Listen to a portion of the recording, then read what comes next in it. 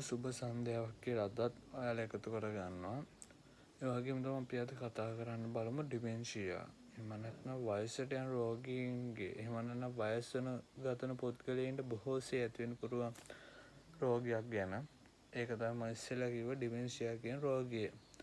මේ රෝගයේදී මේ රෝගියාට මේ ලක්ෂණ කියලා ඒක නිශ්චිත නැහැ. මොකද ඩිමෙන්ෂියා කියන්නේ සින්ඩ්‍රෝම් එකක්. සින්ඩ්‍රෝම් වලට ආවේනික ලක්ෂණ නැහැ. ඒ වගේම තමයි ඇල්සයිමර් කියන්නේ බොහෝ අය හිතන්නේ ඇල්සයිමර් කියන්නේ ඩිමෙන්ෂියා එකක් කියලා. හැබැයි ඇල්සයිමර් කියන්නේ ඩිමෙන්ෂියා නෙමෙයි. ඇල්සයිමර් කියන්නේ ඩිමෙන්ෂියා වර්ගයක්. ඒ කියන්නේ ඩිමෙන්ෂියා වල එක් කොටසක් තමයි ඇල්සයිමර් කියන්නේ. දැන් ඩිමෙන්ෂියා ඇති වෙන්න හේතු විදිහට ගත්තොත් එහෙම ඇල්සයිමර් රෝගියෙක් පසුකාලීනව ඩිමෙන්ෂියා රෝගියෙක් බවට පත් වෙන්න තියෙන ඉඩකඩ ඉතාමත්ම වැඩි.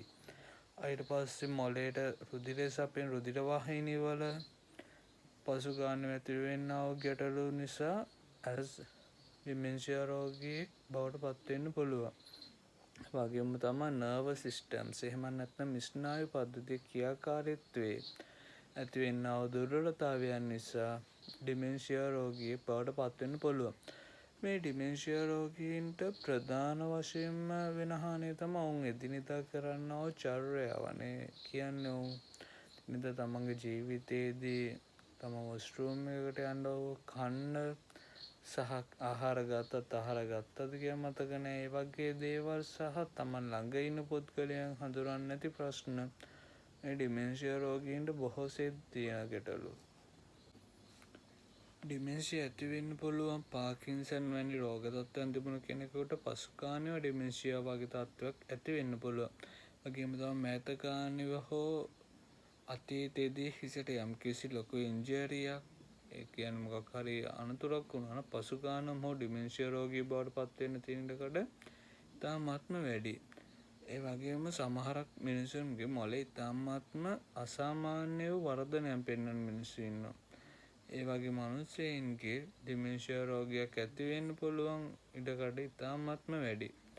කිම තමයි විටමින් B12 ඌනතාවයන්.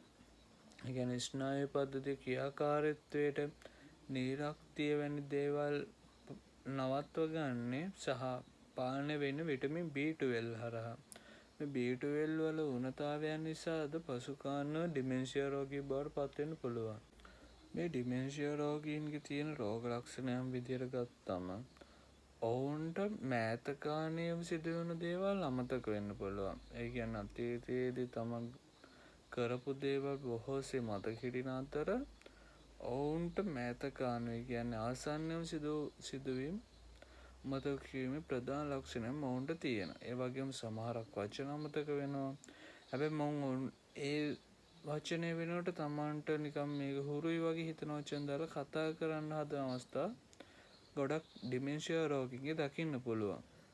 ඒ වගේම තමන්ට සමීප තමන්ට කිට්ටු කෙනෙකු අඳුරන්නේ නැති ගැටලු ඩිමෙන්ෂියා රෝගීන්ගේ දකින්න පුළුවන්.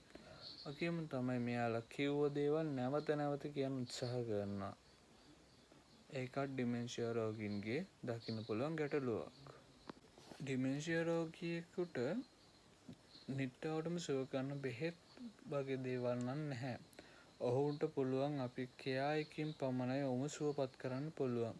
අපි ඔවුන් එක්ක ඉන්න ගමන් ඔවුන්ගේ පරණ දේවල් මතකයේ තවත් වැඩි කරන ගමන් ආසන්න සිදුවීම් ටික ටික මතක් කර දීම තමයි ඔවුන්ට කරන්න පුළුවන් හොඳම කෙයා එක.